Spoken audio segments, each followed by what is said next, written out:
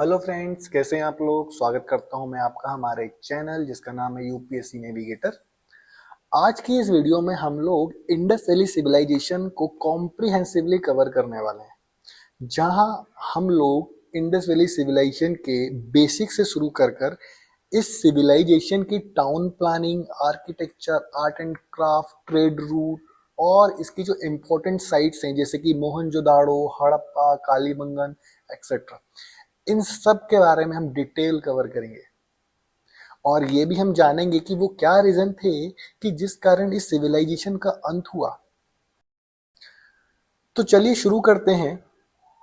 और अगर मैं बात करता हूं कि इंडस वैली सिविलाइजेशन है जो, इसके कंटेम्प्रेरी कौन कौन से सिविलाइजेशन चल रही थी, तो पहली जो सिविलाइजेशन है उसका नाम था इजिप्शियन सिविलाइजेशन, दूसरी का नाम था मेसोपोटामियन और तीसरी का नाम था चाइनीज सिविलाइजेशन। वैसे ये हमारे लिए इतना इम्पोर्टेंट नहीं है, पर हमें ये जानना चाहिए कि कोई भी सिविलाइजेशन होती है वो किसी ना किसी रिवर बैंक पे तो थी। तो अगर बात करता हूँ मैं, इजिप्ट की जो सभ्यता है वो नाइल रिवर के किनारे थी। मेसोपोटामियन जो सभ्यता है ये दो रिवर बैंक के बीच में थी। पहली रिवर का नाम था टिग्रिस और दूसरी रिवर का नाम था यूफ्रेटस। और चाइनीज सिविलाइजेशन जो है ये येलो रिवर, जिसको हम हुआंगहो रिवर ही बोलते हैं, इस नदी के किनारे थी। तो ये तो हो गया कि किस नदी के, इसके जो इंडस वैली के समकालीन कौन कौन सी सभ्यताएं चल रही थी। पर हमारे काम का तो ये है कि हमें जानना है इंडस वैली सिविलाइजेशन में खास क्या था और ये क्या थी, मतलब कितनी बड़ी थी। तो हमें ये पता होना चाहिए कि ये जो चार सिविलाइजेशन जो चल रही हैं इनमें से सबसे बड़ी सिविलाइजेशन जो है वो थी इंडस वैली सिविलाइजेशन। क्यों? तो पहला रीजन ये है कि इसमें कम से कम बोला जाता है 1500 साइट खोजी जा चुकी हैं। और दूसरा इंपॉर्टेंट पॉइंट ये है कि जो इसका टोटल एरिया, जो इसका फैलाव था ना, वो 1.5 मिलियन स्क्वायर किलोमीटर का है। अब आपको अनुमान लगाना होगा कि कितना बड़ा हो सकता है, और मैं आपकी हेल्प करता हूँ इसमें। ये रहा हमारा इंडिया का मैप। और आपको ये तो पता होगा कि इंडिया का total area 3.2 million square kilometre है। तो आप सोचिए, जस्ट हाफ था ये। तो इतनी बड़ी थी इंडस वैली सिविलाइजेशन। तो चलिए अभी और हम इसको डिटेल में जानते हैं। इसके लिए हमें अब उठाना पड़ेगा मैप। तो हम मैप में पहले देखेंगे इंडस रिवर को। तो ये जो इंडस रिवर आपको दिख रही है और इसके साथ साथ जो उसकी ट्रिब्यूटरीज दिख रही हैं, जो इसकी सहायक नदियां, ये नदी के किनारे मेन मेजर जो नदी और जो इसकी ट्रिब्यूटरीज है ना, इसके किनारे इसकी जो मेजर मेजर साइटों को खोजा गया। पर इसका जो एक्सटेंशन था ना वो इससे ज्यादा था।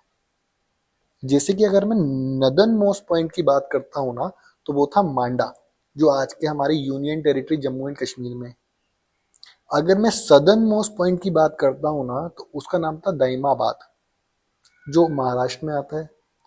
अगर मैं ईस्टर्न मोस्ट पॉइंट की बात करता हूँ तो उसका नाम आता है आलमगीरपुर, जो कि हमारे उत्तर प्रदेश में है। और वेस्टर्न मोस्ट पॉइंट की अगर मैं बात करता हूँ तो उसका नाम है सुतका गिंडोर, जो कि बलूचिस्तान में आता है।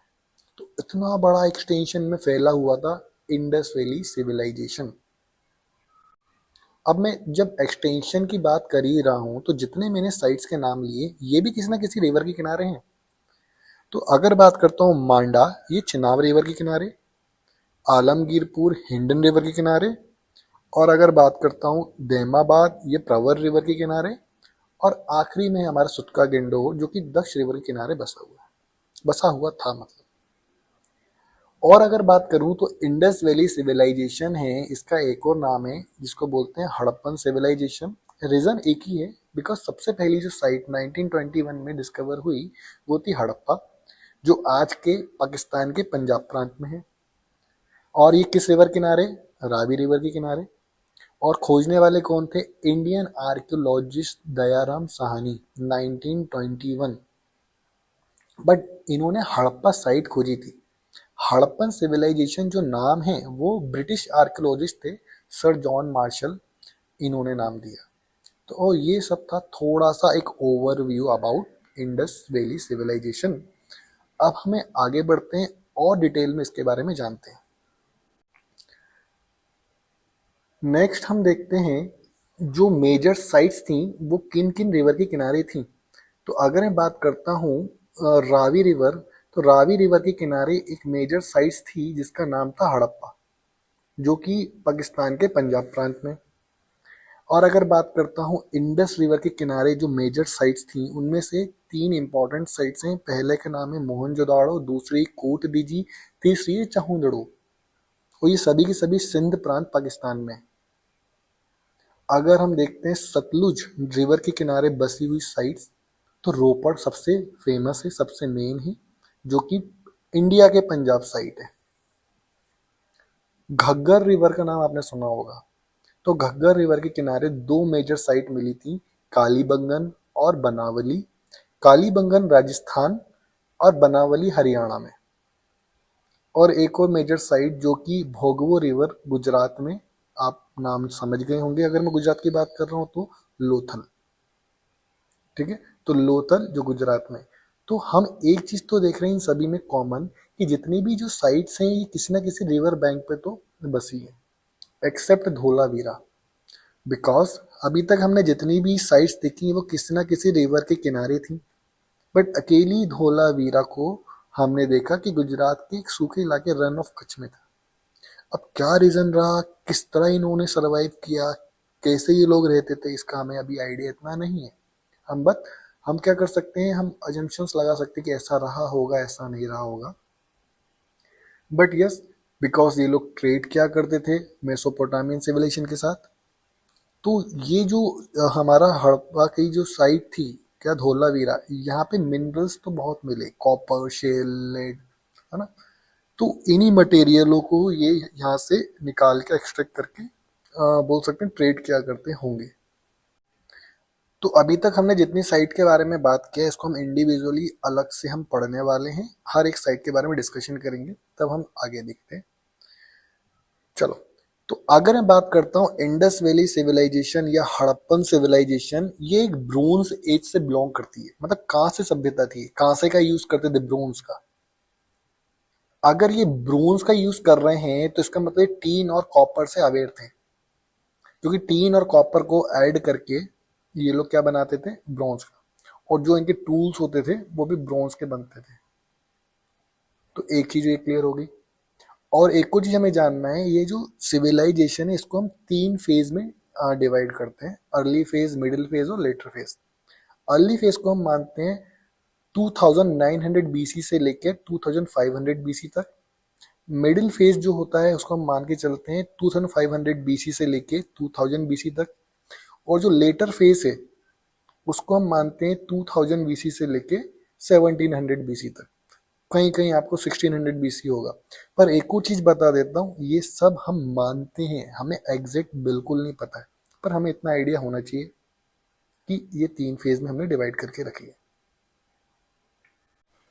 तो चलिए अब हम बात करते हैं इंडस वैली सिविलाइजेशन की टाउन प्लानिंग के बारे में। अगर मैं किसी भी हड़प्पन साइट को दूर से देखता हूँ तो मुझे मिलता है एक चीज, कि पूरी की पूरी साइट दो पार्ट में डिवाइड होती थी। पहला था अपर पार्ट, दूसरा था लोअर पार्ट। पहले मैं उठाऊंगा अपर पार्ट को और आपको बताता हूँ कि अपर पार्ट को अपर टाउन भी बोलते थे, पर इसका एक नाम और था, सिटाडल, इसको बोला गया है। ठीक है, सिटाडल को फोर्टिफाइड किया गया था, किलेबंदी की गई थी। और पॉसिबल ये है कि यहाँ पर एडमिनिस्ट्रेटिव और रिलीजियस पर्पसेस के लिए इसका इस्तेमाल किया जाता था, या इस तरह के लोग यहाँ पर रहते थे। और ये जो सिटी के पश्चिम ओर हुआ करता था, तो ये ऊंचा वाला एरिया था ना, ये पश्चिमी और वेस्टर्न साइड होता था। अब आइए हम बात करते हैं लोअर पार्ट की। लोअर पार्ट मतलब लोअर टाउन। जनरली यहाँ पर रेसिडेंशियल और कमर्शियल हब के नाम से इसको जाना जाता था। मतलब यहाँ पर आम लोग रहते थे, व्यापारी लोग रहते थे, और उनकी एक्टिविटी, ट्रेड, ये सब होता था। और जो ट्रेड मार्केट या जो सेंटर में जो हमें दिख रहा है यहाँ पर, ये एक मार्केट हुआ करता था। और चारों तरफ से यहाँ पर गलियां, रास्ते यहाँ पर आके इस मार्केट से मिलते थे। इस मार्केट को चारों ओर से कुछ छोटे और कुछ बड़े इस तरह के घरों ने घेर के रखा था। जनरली एक रूम के घर हुआ करते थे। और यहाँ पर ये घरों को जो बसाया गया ना, ये ग्रिड पैटर्न में था। ग्रिड पैटर्न मतलब जो सड़कें थी एक दूसरे को राइट एंगल 90 डिग्री पे कट करती थी, जिससे रेक्टेंगुलर ब्लॉक बनता था। इसी को बोलते हैं ग्रिड पैटर्न। अब मैं मैप को थोड़ा और बड़ा करता हूँ, और यहाँ पर आपको जो राइट कलर में दिख रहे हैं ये है खिड़की और दरवाजे। तो ये जो खिड़की दरवाजे ये गलियों की साइड मुंह करके खुलते थे जनरली, मतलब जो मेन रोड हुआ करती थी ना, उस और किसी भी खिड़की और दरवाजे का फेस नहीं हुआ करता था। अब यहाँ पे जो घर बनाए गए थे, ठीक है, इनको बनाने के लिए बर्न ब्रिक, पक्की ईंटों का इस्तेमाल किया। ये एक बहुत बड़ा फीचर है हमारे इंडस वैली सिविलाइजेशन का, इसलिए इसको बोलते हैं एडवांस सिविलाइजेशन, बाकी जो कंटेम्प्रेरी सिविलाइजेशन जो सिविलाइजेशन थी उनसे। बर्न ब्रिक का इस्तेमाल किया गया। इनका एक साइज हुआ करता था 17 x 14 x 28 सेंटीमीटर, पर जो फोर्टिफिकेशन हुआ था सीताडेल का, ठीक है, जो किलेबंदी हुई थी, यहाँ पर कुछ साइज डिफरेंट रहा है। और इन ईंटों को जोड़ने के लिए हम यहाँ पर जिप्सम मोटार का इस्तेमाल किया करते हैं, जिप्सम का, ठीक है, ये आपको दिमाग में रखना है। इसके अलावा हड़प्पन सिविलाइजेशन में जो ज्यादातर घरों में कुएं भी हुआ करते थे। और एक और चीज, यहाँ पर बाथरूम भी थे ज्यादातर घरों में, और जो बाथरूम का जो फ्लोर था ना वो पक्की ईंटों का बना था और स्लोपी था, जिससे कि पानी बाहर नालियों में बहाया जाए, गंदा पानी जो था बाहर चले जाए। अगर मैं बात करता हूँ ड्रेनेज सिस्टम की, तो इंडस वैली सिविलाइजेशन का ये बहुत बड़ा फीचर था कि यहाँ का जो ड्रेनेज सिस्टम था ये अंडरग्राउंड था, कवर्ड था, और घरों का गंदा पानी इसी छोटी नाली में आता था, छोटी से बड़ी नाली में आता था, और इन नालियों की सफाई भी की जाती थी। इसलिए कुछ दूरी पर यहाँ पर मेन हॉल है ना बनाए गए थे जिससे इसकी सफाई की जा सके। एक बात और गौर करने वाली है कि कुछ घरों की दीवार बहुत ही थिक, मतलब मोटी हुआ करती थी। तो जो आर्कियोलॉजिस्ट हैं उन्होंने ये निकाला कि यहाँ पर कुछ घर एक नहीं दो मंजिल भी हुआ करते थे, क्योंकि यहाँ पर कुछ घरों के साइड में स्टेयर केस भी मिला है, ठीक है। तो इससे यह हम अनुमान लगाते हैं कि यहाँ पर दो मंजिला घर भी हुआ करते थे। अभी तक मैंने आपसे बात करी लोअर टाउन और उसकी टाउन प्लानिंग के बारे में। थोड़ा सा हम डिस्कस करेंगे अपर टाउन के बारे में। अपर टाउन जो कि वेस्टर्न साइड हुआ करता था, ये थोड़ा ऊंचाई पे था। इसकी किलेबंदी की गई थी जिससे आक्रमण से हम बच सकें। इसमें रूलिंग क्लास रहती होगी, क्योंकि यहाँ पर हमें मिली है एडमिनिस्ट्रेटिव बिल्डिंग्स, पब्लिक बाथ भी मिला है, ग्रेनरीज भी मिली है, और चारों तरफ किलेबंदी हुई थी।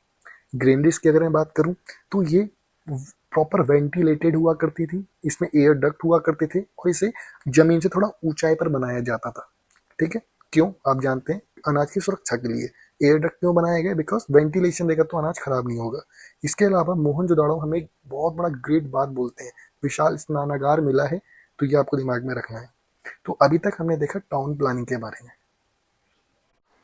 तो अब मैं आपसे डिस्कस करूंगा आर्ट और architecture of Indus Valley civilisation. मैं आपसे अगर बोलूं कि हड़प्पन सील्स के बारे में आप अगर क्या जानते हैं, तो आपको ये चीज़ पता होना चाहिए कि ये हम ट्रेड पर्पस या फिर आइडेंटिफिकेशन के लिए यूज़ करते थे।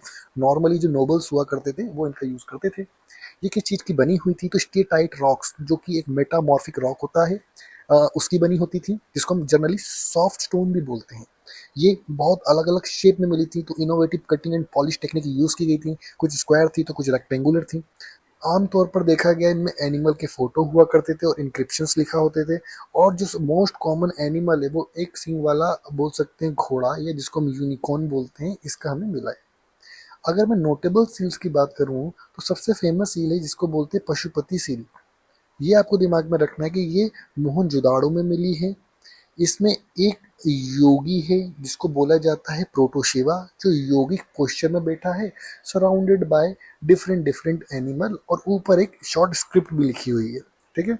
तो जो एनिमल है उनमें आपको दिमाग में रखें तो एलिफेंट था, टाइगर था, राइनोसोरस था, बफेलो था। और नीचे साइड दो जानवर हैं जिन पे हमेशा कंफ्यूजन होती है अलग अलग बुक में, तो शायद वो डियर या फिर गोट रहे होंगे। दूसरी नोटेबल सील थी बुल सील, जो अगेन मोहनजोदाड़ो में मिली है। यहाँ पे एक हम बेल था जिसका एक कुबड़ वाला बेल था, इसका यहाँ पे एक सील मिली है। अगर आपसे पूछा जाए कितना सील्स अभी तक खोजा गया, तो ओवरऑल अगर देखें तो करीब करीब 2000 सील्स वेरियस वेरियस साइट पे रिकवर हुई हैं। इसके अलावा ये ट्रेड पर्पस पे मैंने आपसे शुरू में कहा था यूज होती थी। इसका रीजन ये था, बहुत सारी सील्स जो इंडस वैली सिविलाइजेशन की थी वो मेसोपोटामिया सिटीज में थी, वहाँ पे पाई गई हैं। इसलिए ऐसा अनुमान लगाया जाता है कि ये ट्रेड पर्पस पे इनका इस्तेमाल किया जाता होगा। मैं अगर और थोड़ा डीप डाइव जाऊं तो यूजुअली इनका शेप स्क्वायर से लेकर रेक्टेंगुलर हुआ करता था, पर इनका साइज वेरी करता था 0.5 इंच से लेकर 2.5 इंच तक।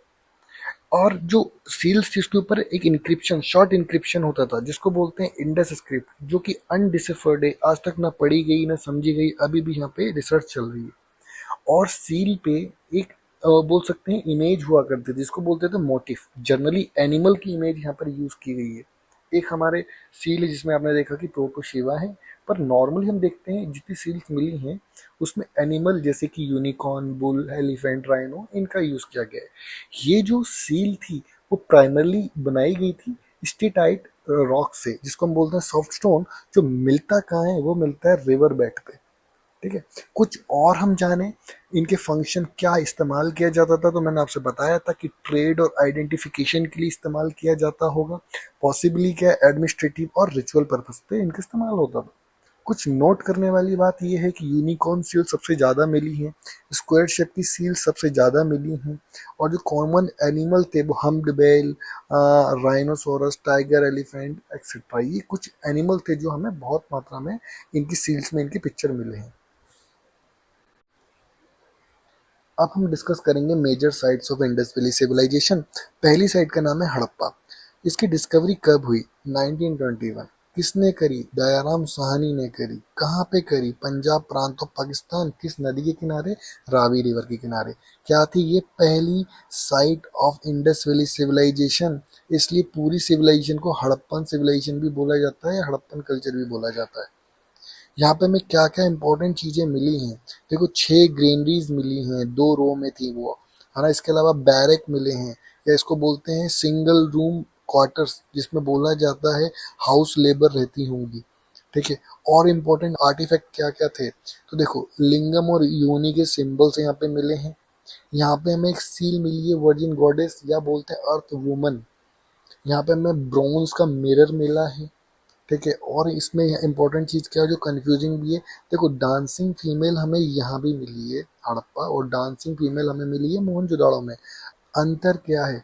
देखो, वहाँ पे जो हमें मिली है वो बनी थी ब्रोंज की, और यहाँ पे जो हमें डांसिंग फीमेल मिली है वो मिली है हमें रेड सैंडस्टोन, इसको बोलते हैं टोर्सो। तो red sandstone torso of dancing female Harappa, red sandstone of nude male, ये भी हमें हड़प्पा में मिला है। इसके अलावा हमें बरियल पॉटरीज भी मिली है हड़प्पा में। पर एक और इम्पोर्टेंट चीज हमें दिमाग में रखना है, एक यहाँ पे बरियल प्रैक्टिस होती थी। ठीक है, तो यहाँ पे 2 तरह की प्रैक्टिस होती थी, एक को बोलते हैं R37 टाइप और एक को बोलते हैं H टाइप। अगर बात करता हूँ R37, ये कॉमनली यूज की जाती थी, और जो H टाइप है वो लेटर हड़प्पन में प्रैक्टिस की जाती थी। थोड़ा सा हम डिस्कस करते हैं पहले R37 टाइप। देखो, इसमें बॉडी को नॉर्थ साइड हेड और साउथ साइड पैर करके लिटाया जाता था। साथ साथ उसके साथ कुछ गुड्स जैसे कि jewellery, mirror, indicating like gender specific practices. ठीक है, तो ये रखे जाते थे। पर अगर बात करता हूँ एच टाइप की, ये लेटर हड़प्पन प्रैक्टिस है। इसमें पार्शियल बोल सकते हैं बरियल प्रैक्टिस होती थी, लाइक यहाँ पे बॉडी के कुछ पार्ट को बरी किया जाता था, या ये बोल सकते हैं यहाँ पे सिंबॉलिक बरियल किया जाता था। ठीक है, तो ये आपको दिमाग में रखना है। तो हम बात करते हैं सेकंड साइट के बारे में। तो सेकंड साइट का नाम है मोहनजोदाड़ो। इसकी डिस्कवरी 1922 में राखलदास बनर्जी ने इंडस रिवर के किनारे पाकिस्तान के सिंध प्रांत में खोजा था। सिंधी लैंग्वेज में माउंट ऑफ डेड, मृतकों का टीला, इसको बोलते हैं मोहनजोदाड़ो, इसलिए इसका नाम पड़ा मोहनजोदाड़ो। ठीक है, ये इंडस वैली की सबसे बड़ी साइट है, लार्जेस्ट साइट है, ये आपको दिमाग में रखना है। क्या क्या आर्टिफैक्ट यहाँ पे हमें मिले हैं? पहला, जो कि मैं आपसे डिस्कस कर चुका हूँ, पशुपति नाथ की सील, पशुपति सील मिली है। सेकंड मिली है bronze statue of dancing girl. Third हमें मिला है steatite image of Baird priest, तो एक दाढ़ी वाले पुजारी की यहाँ पे मूर्ति मिली है। और हमें एक स्टेचू यहाँ पे मिला है जिसको बोलते हैं मदर गॉडेस फिगर।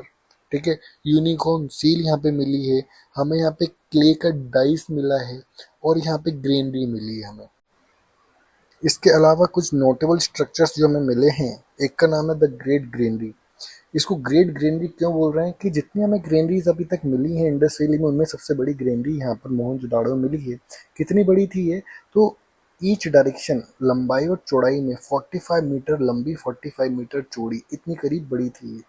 इसकी जो दीवारें थी उनके बीच में एयर गैप हुआ करता था, तो ऐसा मानते कि यहाँ पे अच्छा खासा वेंटिलेशन इन्होंने बना के रखा था जिससे अनाज खराब ना हो। सेकंड हमें क्या मिला यहाँ पे, तो यहाँ पे मिला है मल्टी पिलर असेंबली हॉल। एक लार्ज एडमिनिस्ट्रेटिव बिल्डिंग थी जिसमें बोल सकते हैं कि जो एडमिनिस्ट्रेटिव फंक्शन हुआ करते थे यहाँ पे परफॉर्म किए जाते होंगे। पर जो थर्ड स्ट्रक्चर है उसको बोलते हैं द ग्रेट बाथ। देखो इंडस वैली सिविलाइजेशन का सबसे मोस्ट आइकॉनिक यहाँ पे अगर कुछ भी डिस्कवरी की गई है, कुछ स्ट्रक्चर की, उसका नाम है द ग्रेट बाथ। ये मोहनजोदाड़ो में मिला है और ऐसा माना जाता है कि अभी तक जितने भी हमें नॉन पब्लिक वाटर बाथ मिले उनमें सबसे पुराना यही है। किस चीज़ के लिए इस्तेमाल किया जाता होगा, कितना बड़ा था ये, उस पर डिस्कस करूं तो इसकी चौड़ाई करीब करीब 7 मीटर के आसपास, लंबाई करीब करीब 11.8 मीटर के आसपास और जो गहराई 2.4 मीटर के आसपास थी। जो उसका फ्लोर था ना वो जली हुई ईंटों से, पक्की ईंटों से या बोल सकते बर्न ब्रिक से बनाया गया था। इसके दोनों एंड पे सीढ़ियां थी जिससे इजी एक्सेस होता था, जो भी यहाँ पे इस्तेमाल करते होंगे इस पब्लिक बाथ का। यहाँ पे चारों ओर स्ट्रक्चर के चेंजिंग रूम थे और बोलते हैं ये रिचुअल और ये सेरिमोनियल यूज के लिए इसका इस्तेमाल किया जाता होगा। तो ये एक पब्लिक बात था, है ना। इसके अलावा यहाँ पे पानी को साफ रखने के लिए बहुत अच्छा एक ड्रेनेज सिस्टम बनाया गया था। आइकॉनिक स्ट्रक्चर के बाद अब मैं आपसे बात करूंगा एक मोस्ट फेमस आर्टिफैक्ट जो हमें मोहनजोदाड़ो से मिली है। इसको बोलते हैं डांसिंग गर्ल का स्टेच्यू। देखिए ये ब्रोंज मेटल से बना था और इसको बनाने की जो टेक्निक इस्तेमाल की गई थी उसको बोलते हैं लॉस्ट वैक्स कास्टिंग टेक्निक। ये टेक्निक क्या थी मैं आपसे आगे डिस्कस करूंगा, पर इसके मूर्ति के बारे में डिस्कस कर लो जो हमें स्टेच्यू मिली है। देखो इसकी हाइट थी 10.5 सेंटीमीटर और इसके अपीयरेंस से क्वेश्चन बनते हैं। तो इसमें एक लड़की का स्टेच्यू है ये, एक यंग गर्ल जो एक कॉन्फिडेंट पोज में खड़ी है। इसमें दो हाथ होते हैं लड़की के, पहला हाथ जो राइट हैंड साइड है वो कमर में है और दूसरा हाथ जो लेफ्ट हैंड साइड का है उसमें इसने कई सारी चूड़ियां पहनी है। इसके गले में एक नेकलेस है और चोटी जो होती है उसमें बन लगा है, बन जूड़ा बांध के रखा है। ये आपको दिमाग में रखना है। और अभी आपसे मैंने कहा कि ये मूर्ति को बनाने के लिए लॉस्ट वैक्स टेक्निक इस्तेमाल किया गया है। इसका एक नाम और है lost wax casting. Normally ancient time में इस टेक्निक का इस्तेमाल करके मूर्तियों को डिजाइन किया जाता था। किस तरह डिजाइन किया जाता था, तो पहले जो मोम होती थी उससे यहाँ पे एक स्टेच्यू क्रिएट किया जाता था जिस तरह का आपको स्टेच्यू बनाना है, और उस मोम को मिट्टी से ढक दिया जाता था टाइटली। एक बोल सकते हैं पूरी की पूरी मोम को टाइट क्ले से कवर कर दिया जाता था। अब इस स्ट्रक्चर में एक छेद करके उसको हम गर्म करते थे आग में। तो आग जैसे ही हीट पड़ती थी तो जो मोम थी पिघल कर बाहर आ जाती थी। अब जो क्ले था वहां पे एक वैक्यूम बन जाएगा। उस वैक्यूम में हम मोल्टन जो मेटल है वो डाल देते थे। जैसे ही वो मोल्टन मेटल ठंडा होता था वो एक शेप ले लिया करता था और हम जो क्ले थी उस क्ले को हटाकर हमें हमारी डिजायर जो भी हमारी मूर्ति थी मिल जाती थी। तो इस तरह इस टेक्निक का इस्तेमाल किया जाता था। डांसिंग गर्ल के अलावा एक और आइकॉनिक आर्टिफैक्ट हमें मिला है मोहनजोदाड़ो से जिसको बोलते हैं द प्रीस्ट किंग या फिर द बियर्डेड प्रीस्ट। ठीक है, तो ये द प्रीस्ट किंग थे, इनके अपीयरेंस से क्वेश्चन बनते हैं। देखो हमें फोटो में दिख रहा है कि इनकी बियर्ड है, इसके अलावा इन्होंने रॉब पहना हुआ है। जो रॉब है मतलब एक लूज क्लोथ जैसे कि शॉल। ठीक है, इसके अलावा रॉब में कुछ डिजाइन आपको दिख रहे हैं, इन डिजाइन को बोलते हैं ट्रिफॉइल डिजाइन। ठीक है, तीन ओर से पत्ती नुमा यहाँ पे डिजाइन आपको दिख रहा होगा, इसका कोई सिंबॉलिक मीनिंग जरूर रहा होगा। और अगर देखें तो जो ये पोजीशन है बहुत ही काम और डिग्निफाइड एक्सप्रेशन इसमें हमें दिख रहे हैं और सर में इनके हेड बैंड है। इसको बनाने के लिए जिस पत्थर का इस्तेमाल किया गया वो बहुत फेमस पत्थर जो यूज किया जाता था हर चीजों में लगभग इंडस वैली सिविलाइजेशन के स्टेटाइट रॉक या सॉफ्ट स्टोन। अप्रोक्सीमेटली ये 17.5 सेंटीमीटर इस पूरी स्टेच्यू की हाइट थी। इसके अलावा हम मोहनजोदाड़ो में जो बरियल प्रैक्टिसेस थी उस पर डिस्कस करते हैं। तो यहाँ पे तीन तरह की बरियल प्रैक्टिसेस देखी गई हैं। पहले को बोलते हैं एक्सटेंडेड बरियल या फिर कंप्लीट बरियल। अब कंप्लीट वर्ड से आपको दिमाग में आ जाना चाहिए कि पूरी की पूरी बॉडी को यहाँ पर बरीड किया जाता था। ठीक है। ये नॉर्मली रेक्टेंगुलर पिट हुआ करती थी और यहाँ पर बॉडी को नॉर्थ साउथ ओरिएंटेशन, मतलब जो सर हुआ करता था वो नॉर्थवर्ड हुआ करता था, ठीक है। इस तरह यहाँ पर दफनाया जाता था। सेकंड टाइप था पॉट बरियल या फ्रैक्शनल बरियल। यहाँ पर हड्डियां या फिर जो एशेस थे उनको एक लार्ज पॉटरी जार में भर के दफनाया जाता था, कॉमन फॉर चिल्ड्रंस, ठीक है। ये आपको दिमाग में रखना है। थर्ड टाइप था सेकेंडरी बरियल। इसमें दफनाने के बाद, ठीक है, जब बॉडी डिकम्पोज होती थी उस फिर हड्डियों को कलेक्ट करके फिर से दफनाया जाता था। इसका कुछ इंडिकेशन, कुछ रिचुअल सिग्निफिकेशन हुआ करते थे जिसका अभी कोई अंदाजा इतना चल नहीं पाया है। तो ये अभी तक हमने पढ़ा मोहनजोदाड़ो के बारे में। नेक्स्ट हमारा है लोथल। अगर मैं लोथल की बात करूं तो गुजरात में ये जो बे ऑफ खंबात है, खंबात की खाड़ी, उसके निकट इसकी डिस्कवरी हुई 1955 में। एस आर राव, जिनको पूरा नाम है शिकारीपुरा रंगनाथ राव, इन्होंने लोथल की डिस्कवरी करी। अच्छा, ये लोथल है, ये गुजराती वर्ड लोथ और थल से मिलके बना है। लोथ मतलब होता है माउंट और थल मतलब होता है प्लेस। मीनिंग क्या हो गया? द माउंट ऑफ डेड, ठीक है। जैसे कि मोहनजोदाड़ो सिंधी में बोला जाता है, उसी तरह गुजराती में ही लोथल को यहाँ पे डिराइव किया गया है, ठीक है। यहाँ पर जो सबसे मेन डिस्कवरी की गई थी वो अर्लीस्ट डॉक यार्ड था। ये एक वर्ल्ड फर्स्ट टाइडल पोर्ट था और इस डॉक यार्ड में जो पानी का लेवल मेंटेन करने के लिए चैनल थे, साथ साथ स्लुइस गेट, मतलब जो स्लाइडिंग गेट होता है, वो यहाँ पे बनाया गया था। तो इससे आप समझ सकते हैं कितनी भारी इंजीनियरिंग की गई थी।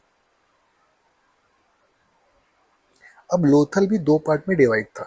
पहला था सीताडल और दूसरा था लोअर टाउन, ठीक है। सीताडल जैसे कि आप समझते हैं कि यहाँ पर रूलिंग क्लास या फिर एडमिनिस्ट्रेटिव क्लास रहती होगी, और लोअर टाउन की अगर बात करता हूँ तो यहाँ पे कॉमन पीपल या व्यापारी और जो मार्केट एरिया यहाँ पर मिलता है। अगर मैं लोथल को कंपेयर करता हूँ इंडस वैली की अदर साइड से, तो रिलेटिवली ये छोटी साइड थी, पर यहाँ पर higher level of town planning की गई थी। जैसे कि यहाँ पर ग्रिड लेआउट का इस्तेमाल किया गया था, जो ड्रेनेज सिस्टम और वेल प्लान स्ट्रीट यहाँ पर बनाई गई थी, ठीक है। तो इससे ये पता चलता है कि भले छोटी थी पर बाकी इंडस वैली की तरह ये भी वेल प्लान थी। यहाँ पर हमें एक वेयर हाउस की भी डिस्कवरी की गई है जो सीताडेल के अंदर था, ठीक है। इसके अलावा यहाँ पे बीड फैक्ट्री और टाइडल डॉक यार्ड, जो कि हम डिस्कस कर चुके हैं, वो यहाँ पर हमें मिला है, पर ये लोअर टाउन में मिला है, नॉट इन सीताडल। इसमें से एक चीज और इम्पोर्टेंट बात है, लोथल सबसे इम्पोर्टेंट सेंटर था बीड इंडस्ट्री का। तो ये बीड इंडस्ट्री में होता क्या है, जो गहने ऑर्नामेंट्स जो बनते हैं मोतियों के, है ना, ये सब ये बीड इंडस्ट्री के अंदर आता है। तो यहाँ पर जो लोअर टाउन था वहाँ पे बीड फैक्ट्रीज थी, ठीक है। ये एक और चीज आपको दिमाग में रखना है कि जो सील्स थी, ठीक है, जो आईवीसी इंडस वैली सिविलाइजेशन की सील्स थी, वो थर्ड लार्जेस्ट नंबर हमें लोथल में मिले हैं, ठीक है। यहाँ पे पॉटरी दो तरह की थी, ब्लैक और रेड कलर की पॉटरीज यहाँ पे मिली हैं। रेड कॉमन थी जो डेली यूज में की जाती थी, और जो ब्लैक पॉटरी थी वो थोड़ी कम कॉमन थी। इसके अलावा यहाँ पे हमें चेस बोर्ड मिला हुआ है, ठीक है, और कंपास मिला है यहाँ पर, आइवरी स्केल मिला है यहाँ पर। तो ये कुछ डिस्कवरी थी जो हमें यहाँ पे मिली है। ट्रेड की अगर बात करूं तो बीड्स का, जेम्स का और ऑर्नामेंट्स का ट्रेड ये करते थे कहाँ पे, मेसोपोटामिया और अफ्रीका तक इनका ट्रेड किया जाता था। बाकी हड़प्पन साइड से तो ये करते ही थे। अगर मैं बात करता हूँ बरियल प्रैक्टिस की, तो देखिए लोथल में जो पिट था वो बर्न ब्रिक का बनाया गया था, और ऐसा इंडिकेट करते हैं कि ये कॉफिन का यूज करते थे, ठीक है। इसके अलावा यहाँ पे पॉट बरियल भी किया जाता था, और कहीं कहीं हमें ट्विन बरियल, मतलब एक साथ दो लोगों को यहाँ पे दफनाया गया है, ऐसे भी एविडेंस मिले हैं। नेक्स्ट मेजर साइट का नाम है धोलावीरा, जो कि गुजरात के रन ऑफ कच्छ में जिसकी डिस्कवरी हुई। देखिए इसकी डिस्कवरी स्टार्ट हुई थी 1967 में। जेपी जोशी या जगतपति जोशी ने इसकी डिस्कवरी करी थी, पर इसकी खुदाई जो स्टार्ट हुई थी 1989 में, और इसकी खुदाई एंड कब हुई, 2005 में, और यूनेस्को वर्ल्ड हेरिटेज साइट का दर्जा इसको 2021 में मिला है। ये इम्पोर्टेंट है, इसको आपको दिमाग में रखना है। धोलावीरा के बारे में और जाने तो देखिए धोलावीरा एक आइलैंड था, खादीर आइलैंड, ठीक है, रन ऑफ कच्छ में। इधर इसकी डिस्कवरी हुई है। इसकी दो सीजनल रिवर थी, मनसर जो नॉर्थ साइड से बहती थी और एक मनहर जो साउथ साइड से बहती थी। ये दो रिवर से इसकी सिंचाई, इसका पीने का पानी, एवरीथिंग ये दो रिवर से मेंटेन होता होगा, क्योंकि ये एक ड्राई एरिया था। ठीक है, तो यहाँ पर वाटर मैनेजमेंट सिस्टम जरूरी था, अदरवाइज रहना मुश्किल हो सकता है। तो यहाँ पर एक वाटर मैनेजमेंट सिस्टम और मल्टी लेयर डिफेंस मैकेनिज्म भी देखने को मिला है। और ये एक अकेली ऐसी साइट है, यहाँ पर मैसिवली स्टोन का यूज किया है। बाकी जितनी स्ट्रक्चर जो साइट हमने देखी वहाँ पर बर्न ब्रिक का यूज किया गया था, ठीक है, पर यहाँ पर स्टोन का इस्तेमाल किया गया, पत्थरों का। अब हम इसकी टाउन प्लानिंग और इसके आर्किटेक्चर पे डिस्कस करें तो देखिए, धोलावीरा अकेली ऐसी साइट है जो तीन पार्ट में डिवाइड थी। नॉर्मली हम देखते हैं सीताडल जो अपर टाउन होता है और एक लोअर टाउन होता है। यहाँ पर टाउन तीन पार्ट में डिवाइड था, सीताडल, मिडिल टाउन और लोअर टाउन। ठीक है, इसके अलावा जो पूरे के पूरे टाउन थे जिसमें सीताडल भी था, लोअर भी था, अपर टाउन भी था, ये सभी के सभी फोर्टिफाइड हुआ करते थे और सीताडल अलग से फोर्टिफाइड हुआ करता था। ठीक है, तो यहाँ पर मल्टी लेयर फोर्टिफिकेशन देखा गया है। धोलावीरा की एक सबसे यूनिक चीज थी कि यहाँ पर impressive water harvesting and water management system था। यहाँ पर जो मनहर और मनसर रिवर थी वहाँ पर डैम बनाए गए थे, कैनाल सिस्टम था यहाँ पर इरिगेशन के लिए, यहाँ पर रिजर्वायर बनाए गए थे। ठीक है, इसके अलावा यहाँ पर दो मल्टीपर्पज ग्राउंड मिले हैं जिनका use festival as well as market purpose के लिए भी हुआ करता था। अच्छा, एक और चीज, धोलावीरा को जल दुर्ग या वाटरफॉल भी बोला गया क्योंकि यहाँ पर 16 रिजर्वायर मिले हैं। ठीक है, तो ये बहुत इंपॉर्टेंट चीज है, आपको दिमाग में रखना है। अब मैं अगर पिक्चर को बड़ा करूं और ध्यान से देखूं तो देखो, सीताडल एक फोर्टिफाइड एरिया था। यहाँ पर एडमिनिस्ट्रेटिव और रिचुअल फंक्शन हुआ करते थे। ठीक है, यहाँ पर बड़ी बड़ी बिल्डिंगें हुआ करती थी। जो सीताडल था उसके साइड में हमें एक बैली नाम से एरिया मिलता है जो कि फोर्टिफाइड था। ठीक है, और यहाँ पर बोला जाता है कि जो सर्वेंट और वर्कर्स रहते होंगे। मिडिल टाउन, यहाँ पर नॉर्मल पीपल रहते थे। और अगर बात करता हूँ लोअर टाउन की, तो यहाँ पर क्राफ्ट और क्राफ्ट एक्टिविटी और पॉटरी और बोल सकते हैं व्यापार से रिलेटेड चीजें हुआ करती होंगी। मिडिल टाउन और सीताडल के बीच का एक एरिया होता है जिसको बोला जाता था प्लाजा, या फिर ये वो एरिया थे यहाँ पर मार्केट प्लेस या फिर जो फेस्टिवल होते हैं उनका ऑर्गेनाइजेशन किया जाता होगा। ठीक है, तो ये चीजें आप दिमाग में रखिए। और देखिए, अगर बात करता हूँ कि यहाँ पर जो डैम थे, डैम का जो पानी है वो रिजर्वायर जो पीछे हुआ करते थे सीताडल के, ठीक है, वहां पर स्टोर किया जाता था और वहाँ वो पानी को आगे जाकर जो इरिगेटेड फील्ड यहाँ पर भेजा जाता था। धोलावीरा का जो कंप्लीट आर्किटेक्चर है वो सैंडस्टोन से बना है। बाकी जो इंडस वैली की साइट है वहाँ पे बर्न ब्रिक या मड ब्रिक का इस्तेमाल किया गया है, पर यहाँ पर सैंडस्टोन का इस्तेमाल इंटेंसिवली किया गया है। इसके अलावा यहाँ पर हमें साइन बोर्ड मिला है जिसमें करीब करीब 10 साइन कुछ दिए गए हैं। ये क्या थे हमें नहीं पता, क्यों थे हमें नहीं पता। और ये एक वुडन बोर्ड था जो बाद में सड़ गया, बट उसके जो ऊपर अक्षर जिप्सम पेस्ट से लिखे गए थे वो हमें यहाँ पर मिले हैं। ठीक है, तो ये आप दिमाग में रखिए। अगर बात करो कुछ अदर फाइंडिंग की, तो जैसे कि रेक्टेंगुलर सील्स मिली हैं विथ मोटिव, विदाउट मोटिव। अब मोटिव क्या होता है ये उम्मीद है आप लोग समझ चुके हैं, हमने डिस्कस किया है। पॉलिश्ड पिलर मिला है और सीताडल के अंदर भी यहाँ पे हमें स्टोन पिलर मिले हैं।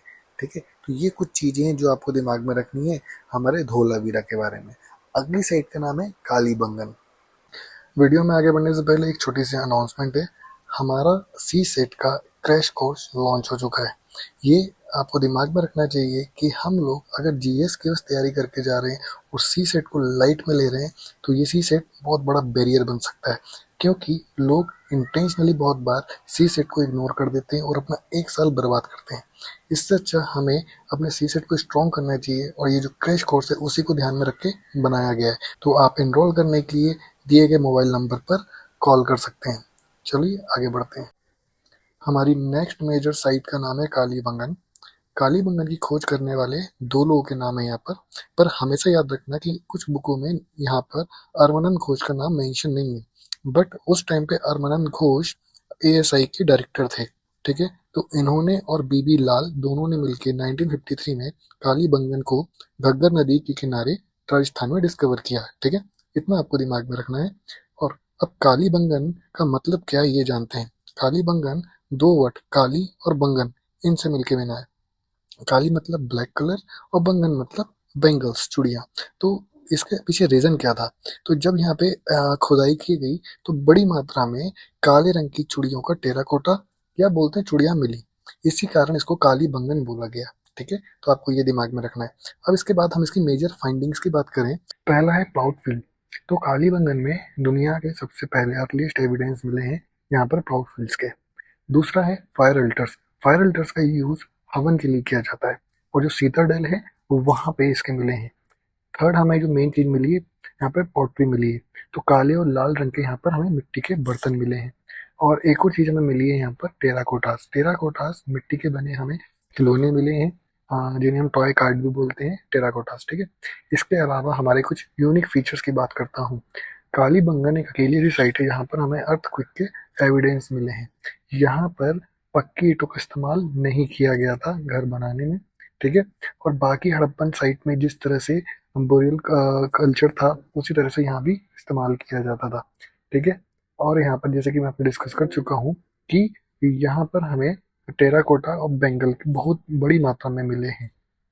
इसके अलावा एक और चीज आपको दिमाग में रखना है जो यहाँ पे मेंशन नहीं है बट आपको नोट करके रखना चाहिए कि कालीबंगन में जो ड्रेनेज सिस्टम था वो वेल डेवलप नहीं था। यहाँ पर कोई पक्की नाली या वेल डिजाइन कोई भी स्ट्रक्चर ऐसा नहीं मिला है कि ये लोग प्रॉपरली कोई ड्रेनेज सिस्टम फॉलो करते थे।